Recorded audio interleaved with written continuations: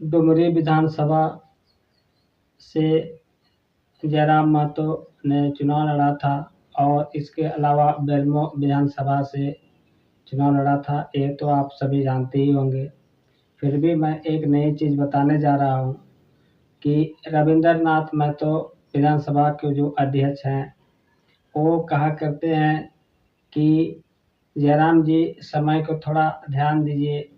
इस वीडियो में मैं खास करके जितने भी जयराम ने बात को उठाया है उसी पर चर्चा करने वाले हैं दोस्त। आप वीडियो पूरा देखें और लाइक सब्सक्राइब कमेंट आप ज़रूर करें, क्योंकि सदन में 81 विधायक हैं। 81 में से मात्र एक ही विधायक ऐसा है जो सारे बातों को मुखरता से रख रहा है।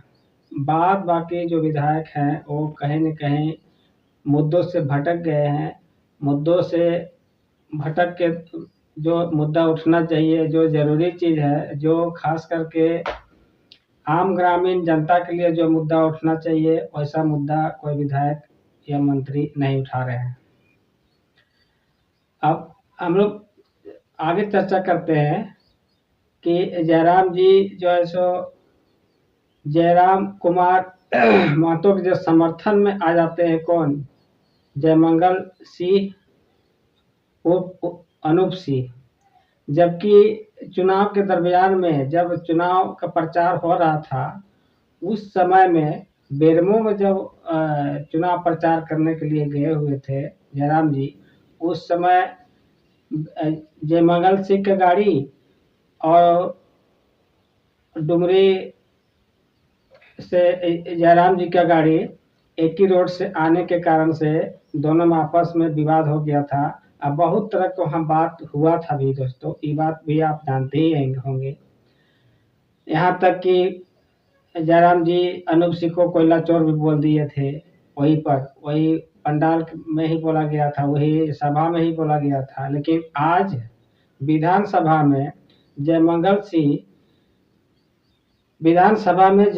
सिंह डुमरी के विधायक जो हैं अभी जयराम महतो का समर्थन क्यों कर रहे हैं? आखिर इसके पीछे कौन सा राज छुपा हुआ है जो इतना तलखी बात होने के बावजूद, इतना रफ बात होने के बावजूद भी अनूप सिंह जो है सो डुमरी विधायक जयराम महतो का समर्थन करते हुए नजर आ रहे हैं। और यहाँ तक कि मुख्यमंत्री भी कोई न कोई बात में समर्थन कर जाते हैं। और जितने भी मुद्दा उठाया जाता है जयराम महतो के द्वारा, इस पर जितने भी 80 छोड़ के 81 छोड़ के जो 80 विधायक है, विधायक मंत्री जो भी है, वो जो है सो जयराम महतो की बातों को काटने के लिए, मतलब नेगेटिव करने के लिए कोई विपक्ष में खड़ा नहीं हो पाता है, क्योंकि ऐसा मुद्दा ही है कि आप उस मुद्दे को काट ही नहीं सकते हैं। हाँ, एक दो मुद्दे पर जहाँ पर है जो शिल्पी नेहातिर की जो है सो एक बार सदन में ही भिड़ गई थी जयराम महतो के पास साथ में। वो मुद्दा था आपका देखिए तो उग्रवादी का मुद्दा था। उग्रवादी का मुद्दा जब उठाए थे जयराम जी, उस समय नेहा शिल्पी ने उससे कहने लगी थी, मैंने अपना नाराजगी जताई थी कि आप सरकार में रहते हुए संवैधानिक चीज़ों को आपको रखना होगा, ध्यान रखना होगा। लेकिन कौन सा ऐसा संविधान है जो यहाँ के जो जयराम जी बोले थे कि यहाँ के जो नवयुवक है, खास के आदिवासी है, वही नक्सली बन जा रहे हैं। इस मुद्दे पर नेहा शिल्पी जो है सो अपना बात को अपने पक्ष तरफ से रखी थी और भिड़ गई थी। लेकिन अब हम लोग आगे चलते हैं कि जयमंगल सिंह जो है सो जयराम महतो का समर्थन क्यों कर रहे हैं सदन में। आप वीडियो देखे होंगे, कोई न कोई वीडियो जरूर देखे होंगे, उसी चीज को मैं बता भी रहा हूँ। आखिर ऐसा क्या कारण है कि जयमंगल सिंह जो है सो जयराम महतो को समर्थन कर रहे हैं? तो कारण एक ही वजह है दोस्त। जब चुनाव हुआ था तो चुनाव में तो अनूप सिंह जीत गए थे, मैंने जयमंगल सिंह जीत गए थे और जीत गए हैं। और जयराम जी जो है सो उस विधानसभा क्षेत्र में, बेरमो विधानसभा क्षेत्र में दूसरा स्थान लाए थे। और तीसरा स्थान में बीजेपी के कैंडिडेट थे। पहला स्थान कांग्रेस अनूप सिंह, दूसरा स्थान जयराम जेलकेम और तीसरा स्थान बीजेपी। तो कहीं न कहीं ये शक लग रहा है अनूप सिंह को कि 29 में जो चुनाव होगा, विधानसभा के जब चुनाव अगली बार जब होगा, अगर हम कहीं न कहीं इसके साठगांठ नज़दीकी नहीं बनाए तो आने वाला दिन में शायद मेरा खेल खत्म हो सकता है। क्योंकि इस बात को मैंने इसलिए कह रहा हूँ कि आपका विरोधी है, जेलकेम आपका विरोधी है, आप कांग्रेस का आदमी है, ये जेलकेम का नया पार्टी है। इतना तल्खी से बात होने के बावजूद भी अनूप सिंह जो है सो जयराम जी से समर्थन मतलब नजदीकी बढ़ाने की कोशिश कर रहे हैं और समर्थन कर रहे हैं। समर्थन करने का मतलब है कि नजदीकी बढ़ाना, ताकि मेरा वर्चस्व जो है सो बचा रहेगा। ऐसा जो सभा में जो हो रही है बातचीत, उसके माध्यम से लगता है कि अनूप सिंह को डर है कि आने वाला जब चुनाव होगा उस समय हमको अगर जयराम जी से साठगांठ ना रखे तो दिक्कत हो सकता है।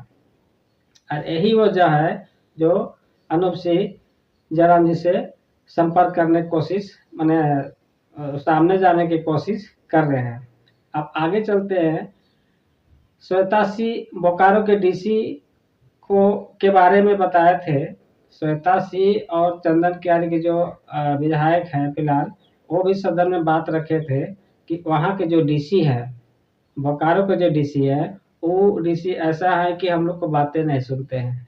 मतलब कि विधायक सांसद का डीसी बातें नहीं सुनता है।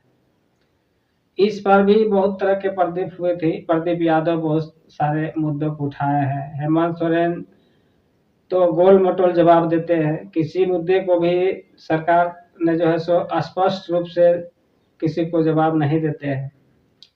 शेरपा ने तिर्की के बारे में आपको बता ही दिए हैं कि टकराई थी जयराम महतो से। अब आगे हम लोग चलते हैं।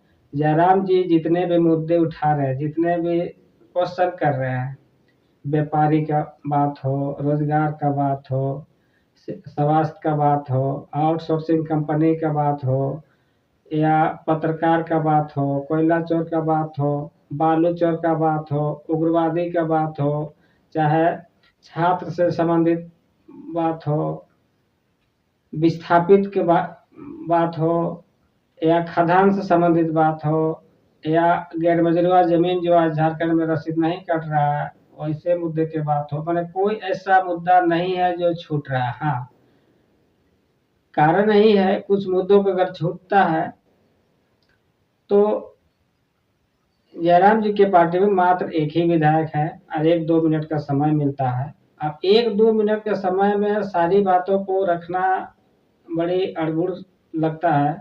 आदमी को थोड़ा दिक्कत होता है बात रखने में, पहला चीज है। दूसरा चीज है कि अभी नया नया है विधायक, फिर भी ये जो है सो कैसे बात उठाते हैं जैसे अनुभवी मतलब नेता है, अनुभवी विधायक है, उस तरह का जो है सो अपने बातों को विधानसभा में रखते हैं। आप कमेंट करके बताएं जो मैं बोल रहा हूँ वो बात सत्य है या नहीं है। आप भी यूट्यूब चैनल देखते होंगे, समाचार पत्र देखते होंगे, इलेक्ट्रॉनिक्स मीडिया, प्रिंट मीडिया के माध्यम से, लेकिन जो सत्य बात है वही चीज को उठाया कर रहे हैं जयराम जी। और बात की बात जो 80 विधायक है वो तो पता नहीं क्या बात उठाएंगे, उसको खुद पता नहीं है क्या बोलेंगे विधानसभा में जो मेरा काम होगा। अब आगे हम लोग बात करते हैं कि जितने भी मुद्दे उठ रहा है, स्वास्थ्य है, शिक्षा है, रोजगार है, आउटसोर्सिंग कंपनी है, चाहे किसी भी प्रकार का जो मुद्दा उठ रहा है, तो जितना मुद्दा जयराम जी उठा रहे हैं उतना मुद्दा सरकार के पास जा रहा है। रविंद्र नाथ महतो जो अध्यक्ष है विधानसभा के, उसके पास क्वेश्चन जा रहा है।